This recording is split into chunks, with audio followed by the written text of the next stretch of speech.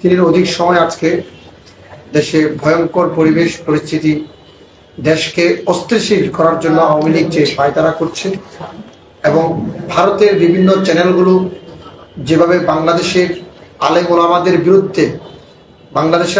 ওলামাদের বিরুদ্ধে যেভাবে সোচ্চার ভূমিকা পালন করছে, যদি ভারতের এই চ্যানেলগুলো যদি গত 17 বছর শেখ হাসিনার জুলুম নির্যাতনের বিরুদ্ধে এভাবে সোচ্চার ভূমিকা পালন করত, তাহলে বাংলাদেশের উন্নয়নের চিত্র এবং ভোটের চিত্র, নির্বাচন ব্যবস্থার চিত্র কিছুটা হলেও পরিবর্তন হতো।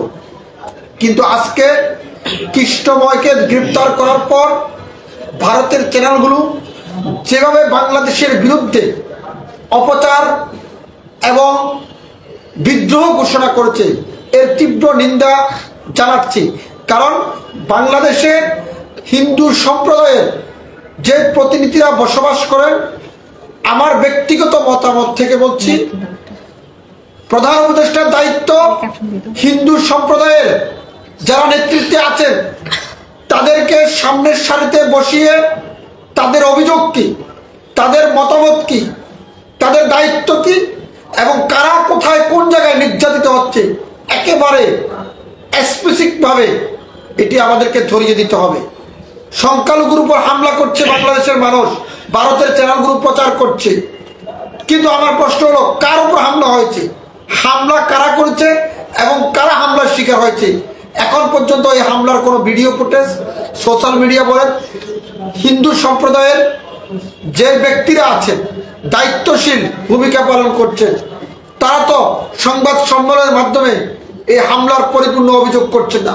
তার অর্থ এই, দেশকে ষড়যন্ত্র করা হচ্ছে দেশকে নিয়ে এবং দেশের মানুষের ভিতরে বিভক্ত তৈরি করার চেষ্টা করা হচ্ছে। এবং বাংলাদেশে আগরতলা হাই কমিশনে যে হামলা হয়েছে এবং যারা করেছে তারা নিজেদেরকে ব্যর্থ মনে করছে, সম্মানে পদত্যাগ করে দেশের এই ক্রান্তিকার মুহূর্তে দেশকে আপনারা রক্ষা করার জন্য দেশের নতুন নেতৃত্বে যারা দেশ চালাতে সক্ষম হবে তাদেরকে দেশ পরিচালনার দায়িত্ব দিন। আপনারা দায়িত্ব ব্যর্থ হয়েছে, আপনাদের কিছু কিছু উপদেষ্টাকে পদত্যাগ করে দেশের শান্তি শৃঙ্খলা ফেরত আনুন। আর স্বরাষ্ট্র সচিব যিনি আছেন আর যিনি স্বরাষ্ট্র মন্ত্রণালয়ের উপদেষ্টা আছেন, তিনিও আইন শৃঙ্খলা বাহিনী কার্যক্রমে এবং সঠিকভাবে আইন শৃঙ্খলা বাহিনীকে পরিবেশগত দিক থেকে এখনো গঠন করতে পারেননি। তিনিও ব্যর্থতার দায় নিয়ে প্রতিদিন মিডিয়ার সামনে তিনি তার সফলতার গল্প শোনান। প্রতিদিন দিন রাত 24 ঘন্টা সন্ধ্যার পরে গ্রামগঞ্জে বিভিন্ন শহরের অলিতে গলিতে বিভিন্ন মানুষের প্রতি অবিচার হচ্ছে এবং চোর চাট্টার ধান্দাবাজের এবং বিভিন্ন মানুষের প্রাণহানিও হচ্ছে। কাজে এই সরকার 4 মাস অতিক্রম করেছে, এখন পর্যন্ত দ্রব্যমূল্যের সিন্ডিকেট ভাঙতে পারেনি। এই দ্রব্যমূল্যের সিন্ডিকেট কি শেখ হাসিনার চাইতে শক্তিশালী ছিল? এরা শেখ হাসিনার লোক। শেখ হাসিনা হয়তো 1 জন পালিয়ে গেছেন, 2 জন পালিয়ে গেছেন, কিন্তু শেখ হাসিনা তার নেতৃত্বের দোসরকে এখনো রেখেছে। আমরা শেখ হাসিনার সে দোসরকে বিতাড়িত করতে পারি নাই বিদায় আজকে দেশ নিয়ে সকল ষড়যন্ত্র হচ্ছে। আমরা যতই ঐক্য করি না কেন, আমাদের কোনো ঐক্য সফলতা আসবে না যতক্ষণ পর্যন্ত নিজেদের ভিতরে দ্বন্দ্ব এবং ক্ষমতা লোভ লালসা আমরা তৈরি না করতে পারবো। যতক্ষণ পর্যন্ত নিজেদের ভিতরে আমাদের নিজেদেরকে কন্ট্রোল করতে না পারবো ততক্ষণ পর্যন্ত দেশ নিয়ে ষড়যন্ত্র হবে, দেশের মানুষকে বিভক্ত করার যে প্রক্রিয়া অব্যাহত আছে সেটি থাকবে। কারণ এখনো সময় আছে। প্রধান উপদেষ্টাকে বলবো, জাতীয় ঐক্যের ডাক দিয়েছেন, এই জাতীয় ঐক্যের ডাকে কারা কারা বাদ পড়ছেন, এই জাতীয় ঐক্যের ডাকে কারা কারা সাড়া দেননি? কর্নেল অলি আহমেদ মতন একজন মানুষকে আপনারা দাওয়াত করে অপমান করেছেন। তিনি বীর মুক্তিযোদ্ধা। তার যখন তার উপদেষ্টা পরিষদের জাতীয় ঐক্যের মিটিংয়ে যখন সে গিয়েছেন, তার নামকে চার্জ করা হলো। কর্নেল অলিকে চিনে না বাংলাদেশে এমন কোনো লোক নাই। সেই কর্ণের অলির মতন ব্যক্তিকে অপমান করেছে। আমরা যারা একজন মুক্তিযোদ্ধাকে সম্মান করতে পারিনি, তাহলে আমরা কিভাবে দেশের উন্নয়ন এবং জাতির ঐক্য গঠন করব?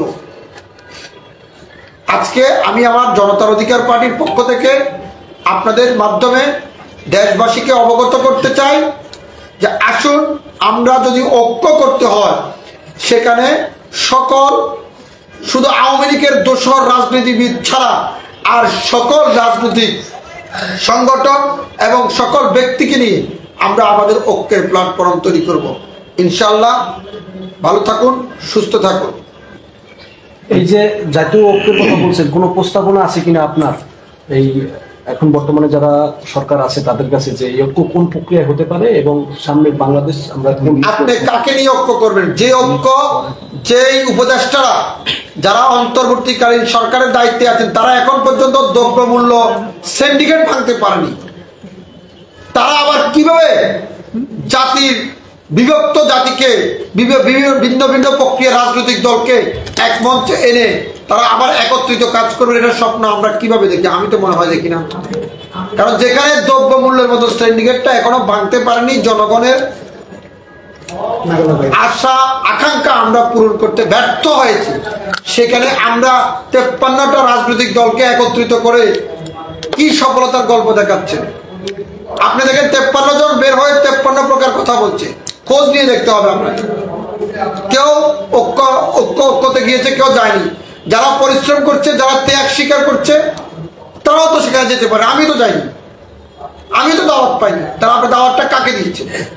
আমরা তো এই জাতির ক্রান্তিকাল মুহূর্তে জীবন যৌবন সবকিছু বিলিয়ে দিয়ে আমরা রাজপথে জেল জুলুম হামলায় মামলা শিকার হয়েছি, আমাদেরকে বাদ পড়ল কিভাবে?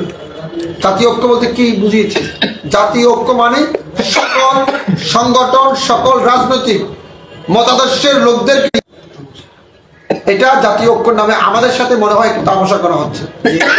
কয়েকদিন আগে বাংলাদেশে একজন নারী সাংবাদিককে গ্রেপ্তার করা হয়েছে, আপনি ভারতের প্রসঙ্গে যেহেতু বলেন, কিন্তু তার পরদিনই তাকে আবার ছেড়ে দেওয়া হয়েছে, এই বিষয়ে আপনি কি বলবেন? আপনাকে এই জন্য তো বলছি, স্বরাষ্ট্র উপদেষ্টা এখানে ব্যর্থ। তিনি প্রতিদিন মিডিয়ার সামনে সফলতার গল্প শোনান। তিনি একটা হত্যা, মুন্নিশার ব্যাংক অ্যাকাউন্টে 136 কোটি টাকা সামান্য পাওয়া গিয়েছে, এবং সাংবাদিক মিডিয়া জগৎটাকে, এই পেশাটাকে সে অপমান করেছে। একজন সাংবাদিক গণমাধ্যম কর্মীর অ্যাকাউন্টে যদি 136 কোটি টাকা পাওয়া যায়, সেখানে আপনি গণমাধ্যমকে বিভ্রান্তকর পরিস্থিতির ভিতরে ফেলানো হয়েছে। আর মুন্নি শাহকে যেখানে গ্রেপ্তার করা হয়েছে হত্যা মামলার আসামিকে কারা ছাড়া হয়েছে? নিশ্চয় ভারতের ইশারা ছিল।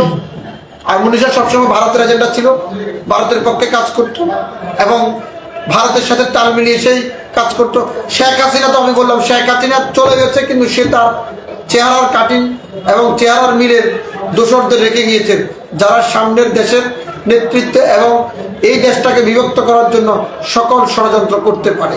আচ্ছা ভাই, আপনি যে বললেন যে মুন্নি শাহকে ভারতের এজেন্টের মাধ্যমে ছেড়ে দেওয়া হয়েছে, বর্তমানে তো উপদেষ্টার কোনো ভারতের এজেন্ট না, সে তো ভারতের সাথে কোনো সম্পর্কিত নাই, সে আমাদের দেশটা বর্তমানে তার মতো করে চালাচ্ছে। তাহলে এখানে আপনি বলতে চাচ্ছেন যে উপদেষ্টাটা কি তাহলে ভারতের, মুন্নি শাহকে যদি ছেড়ে দেওয়া হয় দালালের এজেন্টে, তাহলে কি ওনারা কি দালালের মধ্যে পড়ে? আপনি এই প্রশ্নটা আপনার কথার প্রাসঙ্গিক যদি আমি বলি, মুন্নি শাহকে তাহলে কেন ছেড়ে দেওয়া হয়েছে? কোন ক্ষমতার উৎস? বাংলাদেশে তো অন্তর্বর্তীকালীন সরকারের উপরে কোনো ক্ষমতা নেই, তাহলে মুন্নি শাহকে কেন ছেড়ে দেওয়া হলো?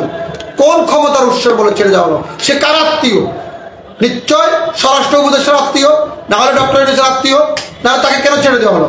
যেখানে বড় বড় রাঘব বোয়ালদেরকে জেলে ঢুকানো হয়েছে, যেখানে আপনার ব্যারিস্টার সুমনের মতন একটা লোককে জেলে ঢুকানো হয়েছে, তাহলে মুন্নি শাহর মতন এরকম, যেখানে বিডিআর বিদ্রোহের ঘটনার সাথে সরাসরি মুন্নি শাহ যুক্ত হয়েছিল, সেই ঘটনা ঘটছে একটা, সে বলেছে আরেকটা, প্রচার করেছে আরেকটা, সেখানে হেফাজতের গণহত্যা হয়েছে, সেখানে সেটাকেও সে ডিভাইডেড করা হয়েছিল। তাহলে মুন্নি শাহর মতন ব্যক্তিকে ছেড়ে কিভাবে?